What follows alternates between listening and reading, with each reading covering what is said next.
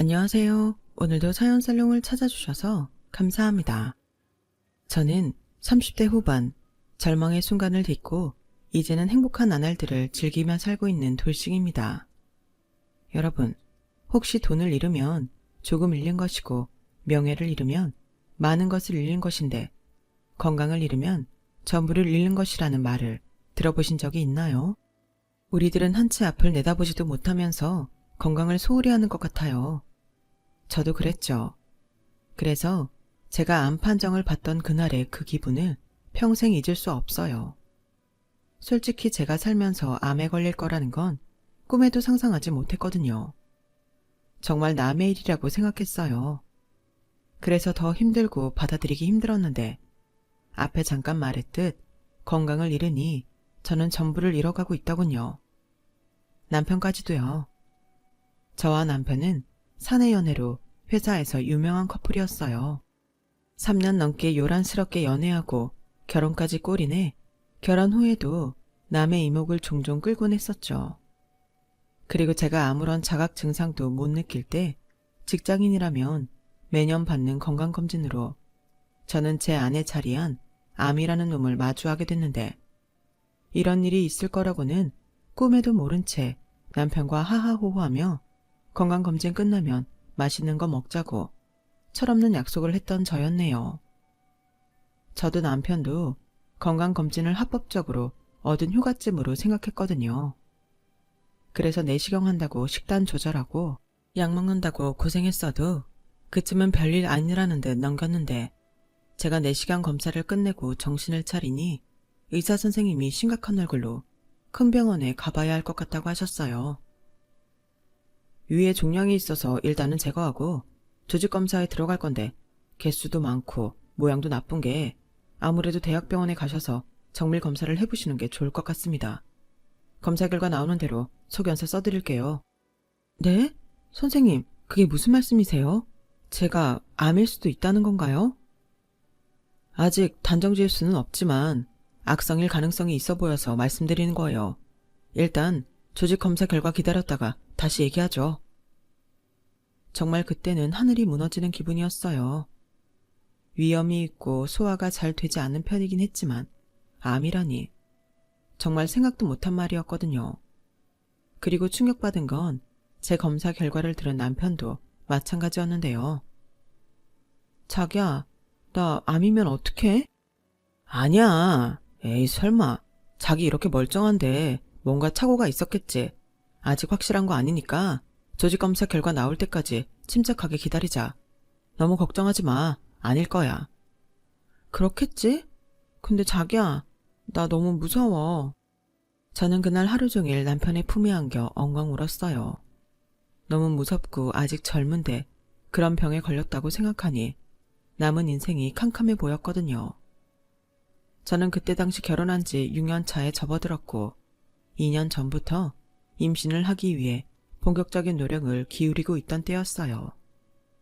그래서 그때는 나름 건강관리를 한다고 했을 때라 그 충격이 더 컸었고 조직 검사 결과가 나오기까지 저는 지옥에 떨어진 기분이었어요.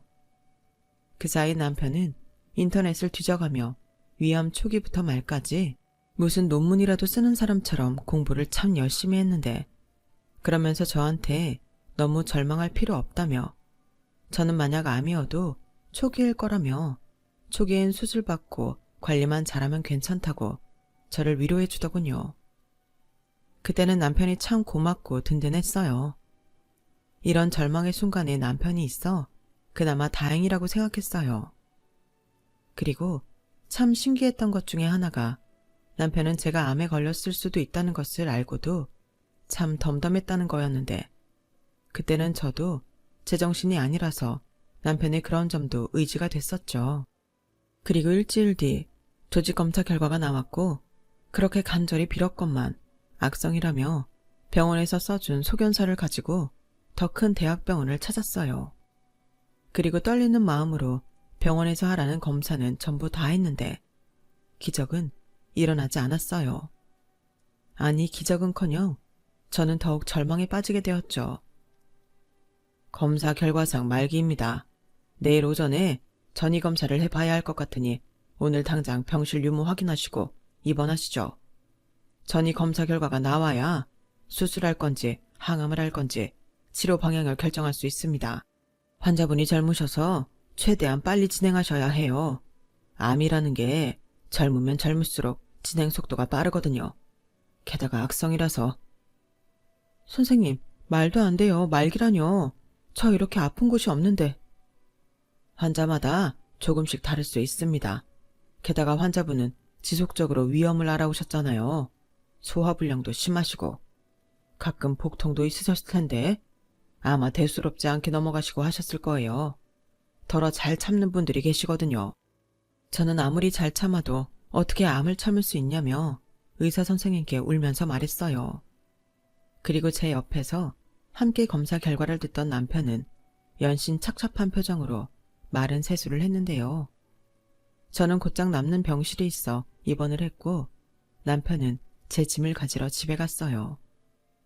그리고 저는 떨리는 목소리로 회사에 전화해 휴가계를 냈는데 남편이 그 사이 양가에 제가 암에 걸린 사실을 알렸는지 친정엄마가 전화를 하셨더군요.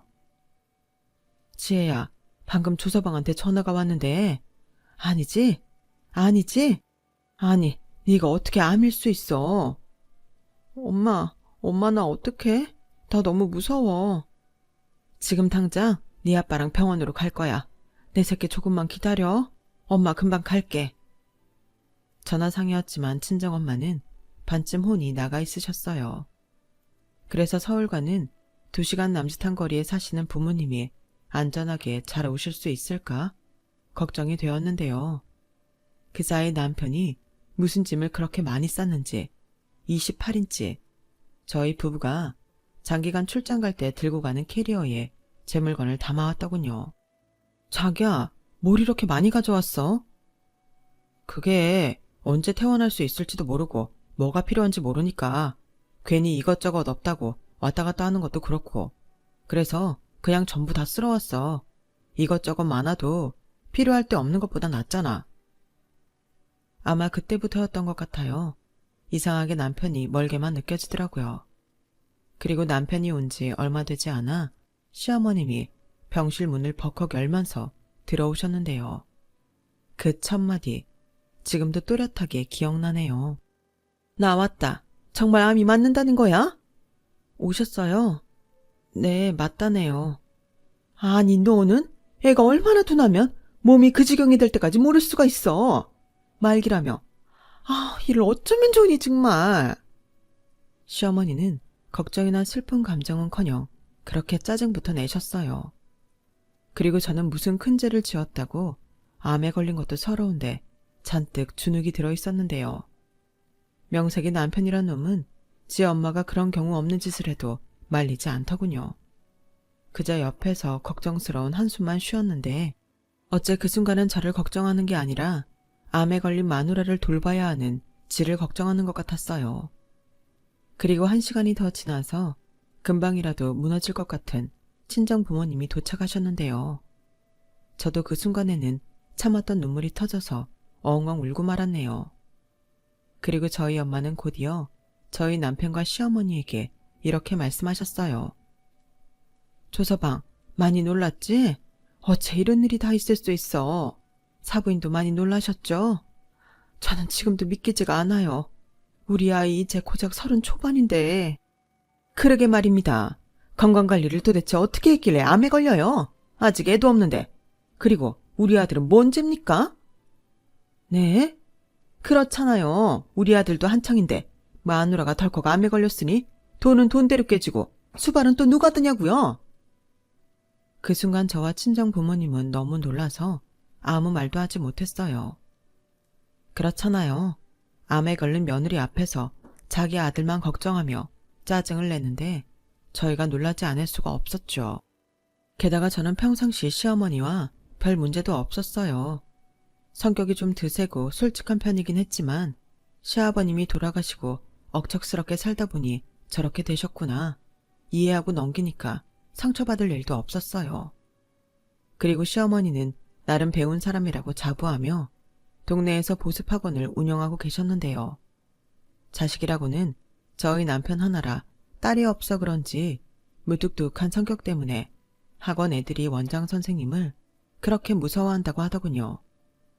그때 그 말을 듣고 저는 재밌다고 웃었어요. 그리고 사람 성격이 타고나는 건데 어쩌겠나 생각했는데요. 제가 너무 관대했나요? 세상에 이런 큰 병에 걸린 며느리와 사돈 앞에서 이 무슨 경우 없는 짓이냔 말이죠. 그런데 시어머니의 짜증과 신경질은 거기서 끝이 나지 않았어요. 너도 참 마음에 안 든다. 내가 여태 너 임신 못하는 걸로 뭐라고 한 적 있니?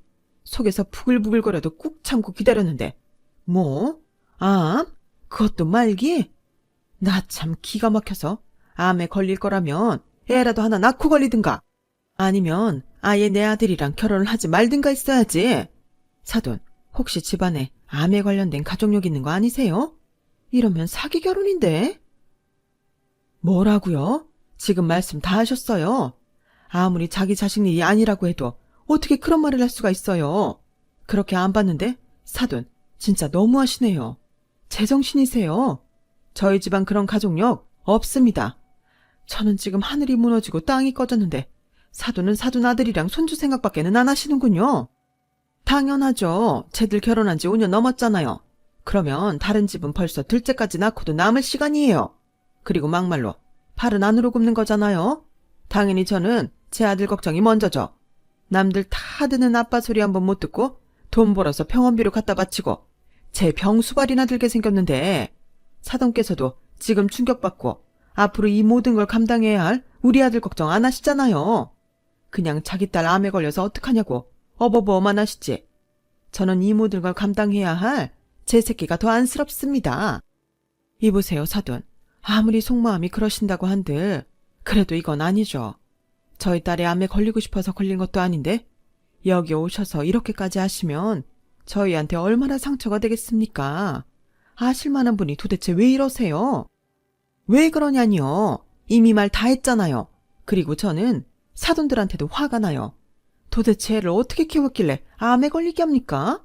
뭐 하나 마음에 드는 구석이 없어요. 대학도 내 아들보다 후진대 나오고 집안도 뭐 볼 거 없잖아요. 그래도 내 아들이 좋다고 해서 눈 딱 감고 허락했더니 이게 뭡니까? 내가 결혼하고 바로 애 안 갖는다고 했을 때부터 알아봤어요.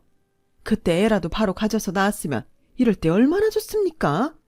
내 아들 이렇게 젊은데 어떡하실 거예요? 시어머니는 노발대발 소리를 질러가며 자기가 제일 억울한 사람처럼 말했어요. 지금 가장 억울한 사람이 누구인데. 그리고 저는 시어머님이 그런 말도 안 되는 억지를 쓸 때 남편 놈을 쳐다봤는데 남편이라는 놈은 여전히 지 엄마를 말릴 생각이 없더군요.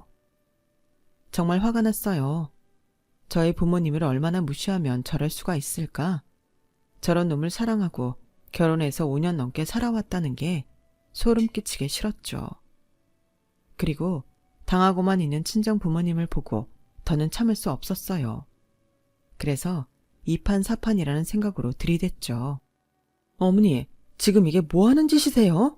제가 암에 걸린 게 그렇게 죽을 죄를 지은 건가요? 저야말로 하늘이 무너져요. 아이 못 가진 거요. 어머님이 저희 결혼한다고 인사 갔을 때 그러셨잖아요. 어머님은 손주 욕심 없으니 돈 좀 벌어놓고 가져도 된다고.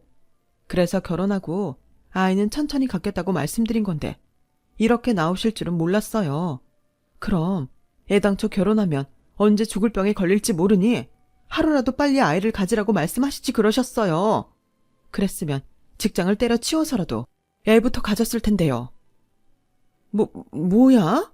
너 지금 어디 시어머니 앞에서 눈을 동그랗게 뜨고 덤비는 거야? 너 정말 죽을 병 걸린 거 맞냐? 아주 기운이 펄펄 나네. 그럼 너 기운 넘치니까 내 아들 이수발 들게 하지 마라. 아니지, 애도 없는데 이참에 그냥 이혼해. 시어머니의 이혼하라는 말이 끝나자 병실은 조용해졌어요. 사실 제가 1인실이 없어서 2인실에 있었거든요. 그래서 옆 침대 환자분과 간병인께서도 놀라서 일체 저희 시어머니를 쳐다봤는데 그제야 시어머님은 헛기침을 하시면서 먼 산을 보듯 시선을 옮기셨어요. 하지만 그때 저희 엄마의 분노는 최고치에 달했고 저희 엄마는 팔을 걷어 붙이시고는 시어머니를 병실 문 밖으로 밀쳐버리셨는데요. 그러면서 이렇게 말씀하셨어요. 사부인, 말 다 하셨죠? 그래요. 나도 당신 같은 시어머니가 있는 집구석에 내 딸 더는 두고 싶지 않네요. 당장 나가요. 그리고 다시는 찾아오지 말아요.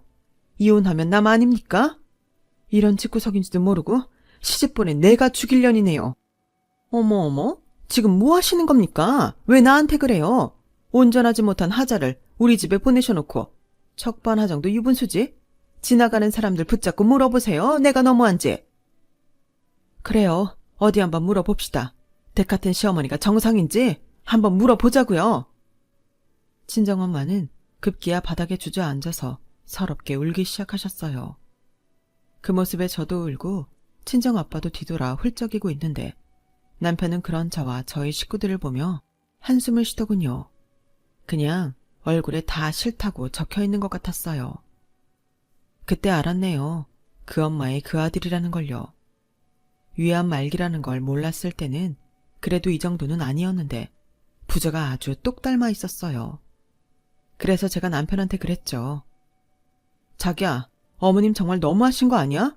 어떻게 여기까지 오셔서 이러실 수가 있어. 자기는 뭐 하는 건데 이 꼴을 다 보고도 왜 가만히 있는데? 설마 자기도 자기 어머니랑 같은 생각인 거니? 왜 나한테 그래? 자기 지금 힘든 거 알겠는데 자기 힘들다고 나까지 이래라 저래라 하지 마. 나도 지금 머릿속이 복잡해 죽겠으니까. 일단은 오늘은 장인 장모님이 계시니까 우리 엄마 모시고 나는 갈게. 내일 검사 오전 중에 하자고 하셨는데 당신 부모님 계시니까 나는 없어도 괜찮지? 나라도 회사에 가야 하잖아. 아니, 어떻게 지금 회사에 간다는 소리를 해? 하나하나 감정적으로 그러지 좀 마. 이런 상황일수록 한 사람이라도 정신 차려야 하는 거야.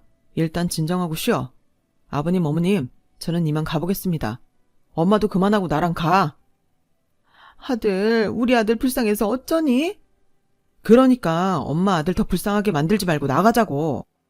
남편은 그렇게 말하고 시어머님과 함께 병실을 나갔어요. 남편이 나가는데 참 서럽더라고요. 저런 것도 남편인가? 마치 병에 걸렸다고 버려지는 기분까지 들었어요. 그러자 옆에서 잠자코 있던 환자분이 이렇게 말하시더군요. 어쩌다 저런 놈을 남편이라고 데리고 살았어. 딱 보니까 마누라 암 걸렸다고 등 돌리는 거네. 저 시엠이라는 년도 보통이 아니야. 원래 병간호하는 마누라는 있어도 마누라 병간호하는 남편은 없수다. 마음 독하게 먹어. 사람이 살자고 하면 암이 대수야? 괜찮아. 나도 작년에 말기라고 해서 들어왔는데 봐봐. 아직 살고 있잖아. 저는 옆 침대 아주머니의 말에 아무런 대답도 하지 못하고 엉엉 울었어요. 그러자 저희 엄마가 저를 꼭 끌어안아 주셨고 무슨 일이 있어도 살자고 다짐했는데요.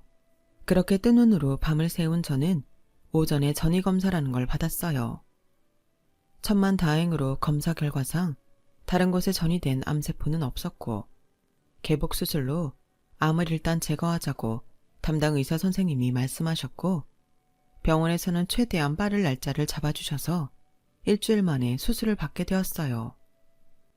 얼마나 떨리던지 살면서 수술이라는 건 처음 받는 거였는데 혹시 못 깨어나는 건 아닐까? 덜컥 겁부터 나더군요. 그리고 내가 스스로 암 환자라고 생각하니 그제야 작은 통증도 다 느껴지는 듯 온몸이 하루 종일 아팠어요. 그렇게 저는 개복수술을 받았죠. 정신이 들었을 때는 회복실을 거쳐 병실로 돌아온 후였는데 그 뒤 담당 의사 선생님께 반가운 소리를 듣게 되었어요. 생각보다 암세포 위치가 좋았어요. 그중에 가장 큰 거는 검사 결과 악성이 아니었고요. 작은 몇몇 개가 악성이었는데 모두 다 제거를 해서 일단은 안심하셔도 됩니다. 수술 아주 잘 됐어요. 물론 예후를 좀 더 지켜봐야 하지만 아주 이례적인 일입니다. 그래도 조기에 발견해서 다행이에요. 그럼 저 살 수 있는 거예요? 말기로 알고 있었는데. 아, 그건 죄송해요. 제 실수입니다. 제가 그때 다른 분께 해드릴 설명을 잘못 드렸어요. 정말 죄송해요. 제가 성함이랑 다 확인을 했는데도 그날 유독 정신이 없었네요. 걱정 많이 하셨죠? 분명 화가 나야 하는데 저는 눈물이 났어요. 다시 태어난 기분이라는 게 딱 그런 것 같더라고요. 그래서 화는커녕 감사하다고 몇 번이고 고개를 숙였는데 저희 부모님도 저랑 똑같았는지 우시면서 연신 허리를 숙이셨죠. 그리고 저는 수술 뒤 회복하기 위해 갖은 노력을 다했어요. 밥도 잘 먹고 약도 잘 먹고 병원에서 시키는 건 뭐든 다 했죠. 그리고 남편과 시어머니한테 복수할 생각밖에는 없었는데요. 남편 놈은 그렇게 가고 찾아오기는커녕 전화 한 통도 없더군요. 아니 어떻게 자기 와이프가 암으로 입원해 있는데 이럴 수가 있냐고요. 한 사람이라도 정신 차려야 한다고 하더니 정신을 차린 게 아니라 제정신이 아닌 것 같았어요. 저도 그런 남편 놈 따위 미련이 없었죠. 시어머니 말대로 저희 사이에 아이가 있는 것도 아닌데 그런 수모를 겪어도 그 인간이랑 부부로 살면 그건 제가 등신 머저리라고 생각했어요. 저희 친정 부모님도 마찬가지셨죠. 어찌나 일을 바득바득 하셨는지 나중에 퇴원 후에도 집이 아닌 친정에 가자고 하실 정도였어요. 아니, 어떻게 남편이라는 놈이 이럴 수 있냐? 지 마누라 그렇게 큰 수술을 하는데 어떻게 코빼기도 안 비칠 수 있어? 너 그런 놈이랑 다시 살 생각 추호도 하지 마. 그런 것들은 지들이 똑같이 당해보지 않고서는 모른다. 아, 이런 짐승만도 못한 것들인 줄도 모르고 때 되면 감자 보내줘, 김장해서 보내줘. 내가 미친년이다. 엄마, 진정해. 나도 오만정 다 떨어졌어. 나 이혼할 거야. 그래, 시원하게 해. 너 아픈 거 하늘에서 그것들 가면 벗겨주려고 그랬나 보다. 다시 건강해지고 그것들보다 훨씬 행복하게 잘 살아. 그러면 돼. 알겠어. 엄마 미안해. 내가 사람을 잘못 봤어. 됐어. 왜 네가 미안해? 그 연놈이 죽일 것들이지. 지혜야, 이번에 엄마가 깨달은 게 있어. 사람은 원래 다 이런 일 저런 일 있기 마련이야. 아플 수도 있지. 그런데 그럴 때일수록 내 사람인지 아닌지가 드러난다. 네가 제일 아플 때 너한테 등 돌린 그것들은 천하의 나쁜 놈이야. 엄마가 상견례 때 그 옆에 내 재수없게 굴 때부터 알아봤어야 했는데. 두고 봐. 내 새끼 눈에 눈물 나게 했으니 그것들 피눈물 나는 날 올 거니까. 친정 엄마는 상처가 크셨는지 말을 멈추지 않았어요. 그리고 저도 건강과 상관없이 그 인간이랑은 이혼해야겠다고 마음을 굳혔는데요. 제가 병원에서 퇴원 날짜를 받았을 즈음 그 빌어먹을 인간은 그제야 저한테 연락을 했어요. 나야, 그동안 회사 일이 너무 바빠서 도통 연락을 못했어. 몸은 좀 어때? 많이 아파? 많이 아파.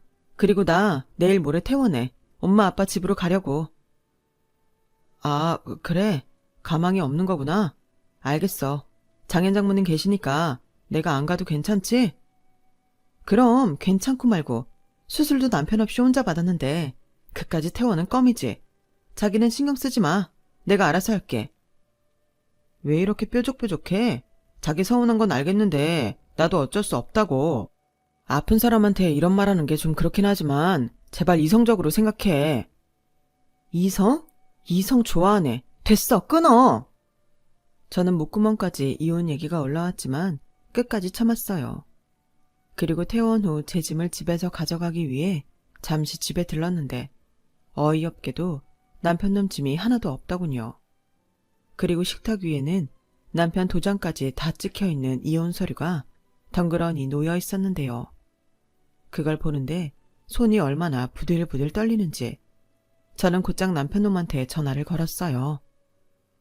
나야, 이혼 서류 이거 뭐야? 그렇게 됐어. 나는 솔직히 이혼까지는 하고 싶지 않은데 엄마가 하도 성화를 부리셔서. 알잖아, 우리 엄마 성격. 그리고 내가 이혼 안 한다고 버티면 결국 그거 다 자기한테 갈 텐데 아픈 사람 더 힘들게 하고 싶지 않아서 나도 힘들게 결정했어. 너도 참, 개소리도 참 정성스럽게 한다. 바로 짐 뺀 거 보니까 이미 마음은 굳힌 거네. 알겠어, 이혼해. 저는 그렇게 남편과 합의 이혼을 하기로 했어요. 이미 좋은 마음은 없었고 칼같이 반으로 정확하게 재산 분할하는 남편 놈을 보며 저도 칼같이 미련을 버렸어요. 그러자 제 친구들은 너무 어이없다며 자기들이 더 화가 나서는 저한테 그러지 말고 위자료라도 받게 소송하라고 저를 설득했는데 저는 그러기도 싫더라고요. 수술이 아무리 잘 됐다고 해도 그런데 쫓아다니며 스트레스 받고 싶지 않았거든요. 그래서 이혼 서류 서로 주고받고 나눌 거 나누고 저와 남편 놈은 조정 기간이 끝나 법원에서 오랜만에 얼굴을 봤어요. 그 사이 저는 잘 먹고 잘 쉬고 병원도 잘 다니고 있어서 모르는 사람이 보면 절대 암에 걸린 사람처럼 보이지 않았는데 그래서인지 남편 놈도 제 혈색을 보고 좀 의아해하더군요. 생각보다 몸이 괜찮네. 병원은 잘 다니고 있어? 하안 같은 거 해야 하는 거 아니야? 왜? 내가 다 죽은 모습으로 나타날 줄 알았는데 아니라서 놀랐어? 아니, 그런 게 아니고 나는 걱정했지. 아파서 움직이기 힘들까 봐. 왜 말을 그렇게 하냐? 나도 마음이 좋지 않아. 나라고 자기랑 이렇게 헤어지고 싶겠어? 나도 어려운 결정한 거야. 솔직히 자기 암 말기라고 했을 때는 진짜 자신 없더라. 따지고 보면 우리 고작 5년 조금 넘게 살았는데 내가 다 포기하고 헌신하기에는 내 인생이 아깝잖아. 그건 자기도 원하지 않았을 거 아니야. 원하지 않아? 나한테 언제 물어는 봤어? 그렇게 예쁘게 포장하면 그 더러운 속 내가 감춰지니? 너는 아무리 포장해도 그 알맹이는 마누라 암에 걸려서 너 고생할까봐 이혼하자고 하는 파렴치한 놈이야. 너나 니네 엄마나 똑같아. 그리고 이제서야 하는 말이지만 나 말기 아니었어. 일부 오진도 있었고 전이 든 것도 없었거든. 그리고 지금은 암세포 다 제거했고 항암 안 해도 된대. 뭐? 오진? 말기가 아니라고? 그래. 물론 오진이라고 해도 암은 맞지. 완치 판정 받을 때까지 조심하고 잘 관리해야 하는 것도 맞고. 근데 봐서 알겠지만 다 말짱해. 내일부터 다시 회사도 나갈 거고 너보다 훨씬 잘 살 거야. 아니, 자기야, 그걸 왜 지금 말해? 진작에 나한테 말을 했어야지. 내가 남편인데. 남편? 남편 같은 소리 하네. 내가 남편이 있었니? 병실에는 한 번도 오지 않고 수술할 때도 코빼기 한 번 비치지 않았는데. 뭐? 진작에 말을 했어야 하지 않냐고? 그렇잖아. 난 심각한 상황인 줄 알고 너랑 헤어지려고 한 건데 이러면 얘기가 달라지잖아. 진작 말했으면 내가 이혼하자고 했겠냐고? 아이씨, 우리 이혼 취소하자. 지금이라도 없던 일로 하면 돼. 싫어. 나는 이제 너 같은 거랑은 같이 다시 살고 싶지 않아. 내가 왜 이 얘기를 지금 하는데 네가 이렇게 이혼 번복할까 봐 말 안 한 거야. 잘 가. 가서 잘 먹고 잘 살아. 이 천하의 나쁜 새끼야. 저는 그때 속에 담고 있던 고구마들을 한 방에 터뜨렸어요. 어찌나 속이 시원하든지. 그놈이 화가 나서 얼굴이 시뻘개지는데 너무 고소하더군요. 그런데 그놈이 그때 저한테 뭐라고 했는 줄 아세요? 저더러 일부러 자기를 속였다며 저를 이혼하고 싶어서 거짓말한 사기꾼이라고 하더군요. 황당했죠.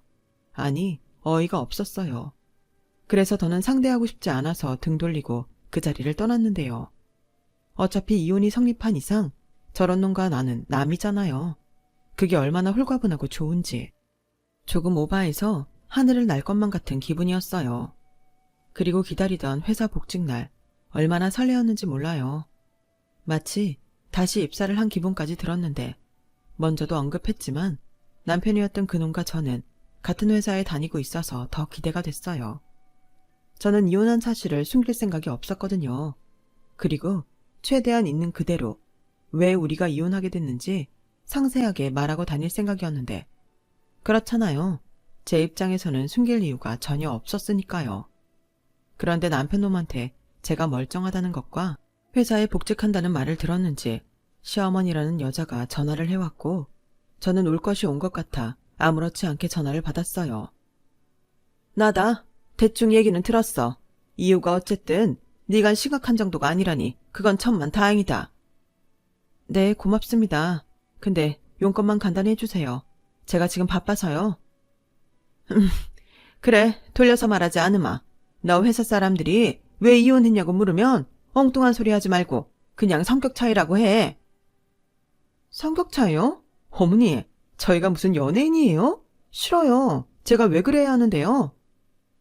아니, 그걸 다 얘기해봤자 서로 구설수에 오르기만 할 텐데 뭘 하러 그래. 내가 위자료 좀 챙겨줄 테니까. 내가 시키는 대로 해라. 됐어요. 그깟 돈 안 받아요.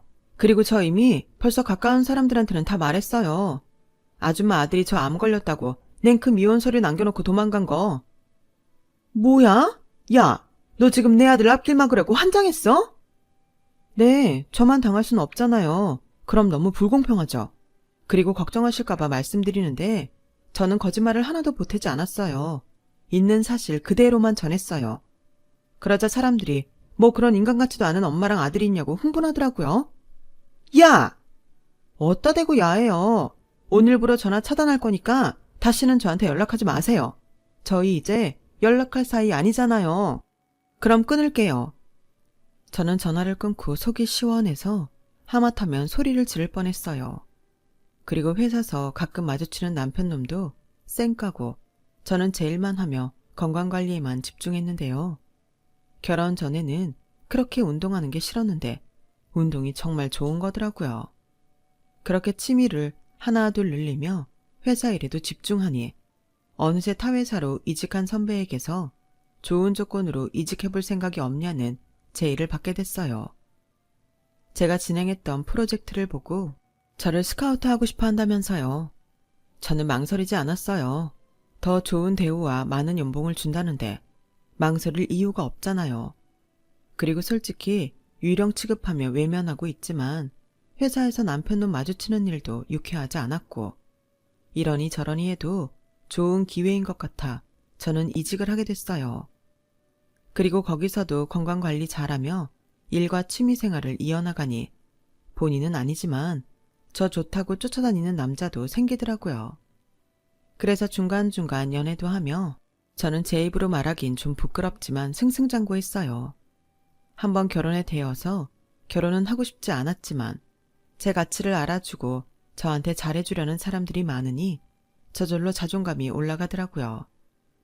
그렇게 4년 넘게 저는 일과 연애 그리고 취미까지 남들 보기에 다 가진 여자가 되었는데요.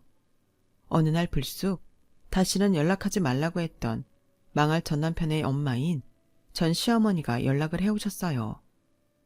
처음에 모르는 번호라 받았지만 전 시어머니라는 사실을 안 순간 전화를 끊어버렸죠.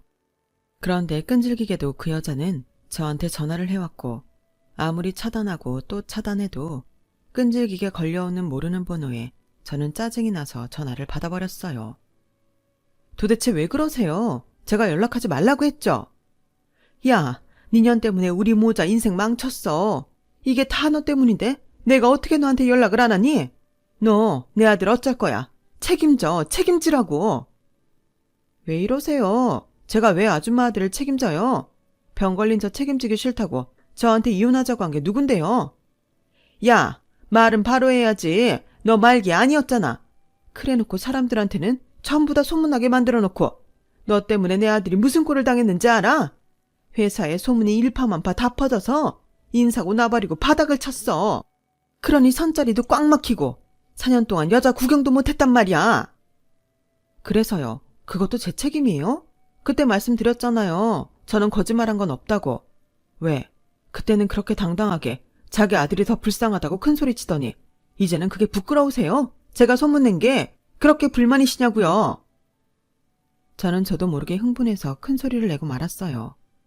그러자 부서 사람들이 일제히 저를 쳐다봤고 핸드폰 너머에서는 급기야 엉엉 우는 시어머니 울음소리가 들렸는데요. 그리고는 애원하듯 이렇게 말씀하셨어요. 지혜야, 내가 잘못했다. 네가 우리 아들 좀 살려줘.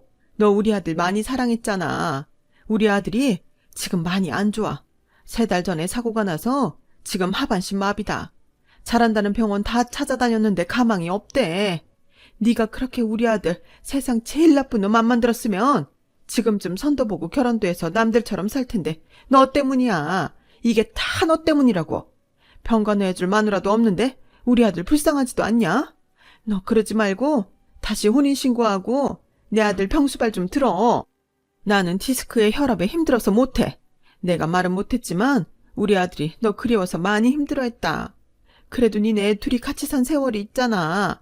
내 마지막 부탁이야. 응? 제발. 너무 어이가 없었어요. 물론 놀라기도 많이 놀랐죠. 정말 꿈에도 생각하지 못했거든요. 그렇다고 어떻게 저한테 자기 대신 자기 아들 병수발을 들라고 할 수 있나요? 저는 그 말에 너무 화가 났어요.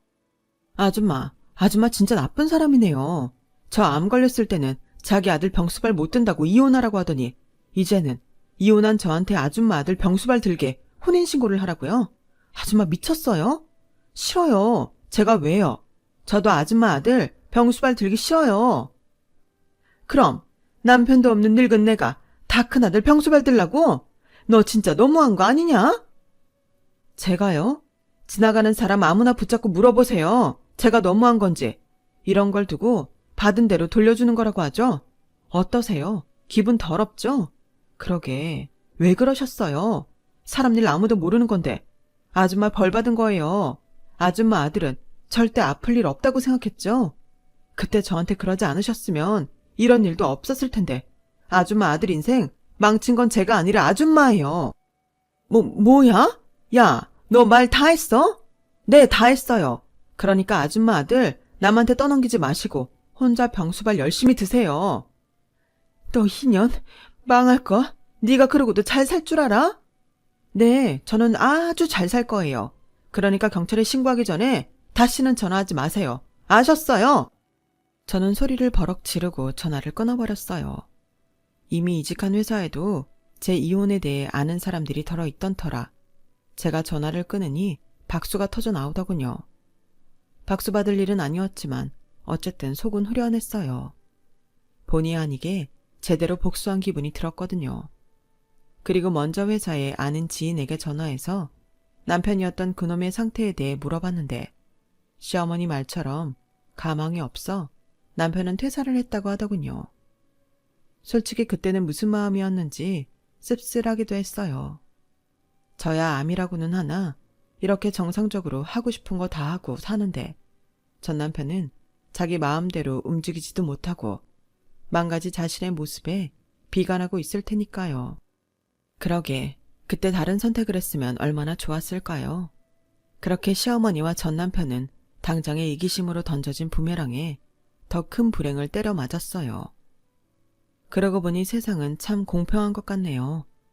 좋은 일을 하면 행운과 행복이 되돌아오지만 나쁜 짓을 하면 불운과 불행이 되돌아오잖아요. 그래서 저는 그 일을 본보기 삼아 매일매일 저금하듯 좋은 일을 하려고 노력하며 살고 있어요. 그런데 어째 좋은 일을 하고 나면 기분이 좋아지는 게 벌써부터 그 효과가 나타나는 것 같더라고요. 여러분들도 작은 실천이라도 한번 해보시면 어떨까요? 이 좋은 기분 여러분과 공유하고 싶습니다. 이렇듯 이왕 되돌려 받을 거라면 불행이 아닌 행복으로 받는 저와 여러분이었으면 해요. 저는 현재 완치 판정을 앞두고 있습니다. 얼마나 기다렸던 날이었는지 몰라요. 물론 완치 판정을 받아도 지금의 생활을 유지하며 늘 감사한 마음으로 살아가야겠죠. 부디 제가 그렇게 살 수 있도록 소망하던 완치 판정을 훈장처럼 받길 소원합니다. 아파 보니 건강이라는 게 정말 소중한 거더라고요. 건강을 잃으면 전부를 잃는 것이라는 말은 100% 맞는 말인 것 같아요. 건강 하나만 잘 지켜도 다시 일어날 수 있는 기회가 생기는 거잖아요. 그러니까 우리 너무 건강을 소홀히 하지 말고 우리 몸도 아껴주면서 하루하루 행복하게 살아요. 최대한 많이 웃고 좋은 사람들과 좋은 추억 많이 만들기 바라면서 제 이야기를 마치도록 하겠습니다. 지금까지 제 이야기 읽어주시고 들어주셔서 대단히 고맙습니다. 오늘 하루도 건강하시고 행복하세요. 여러분, 사연 댓글에 응원과 현명한 조언 부탁드려요. 좋아요와 구독은 저에게 큰 힘이 됩니다. 오늘도 좋은 일 가득하세요.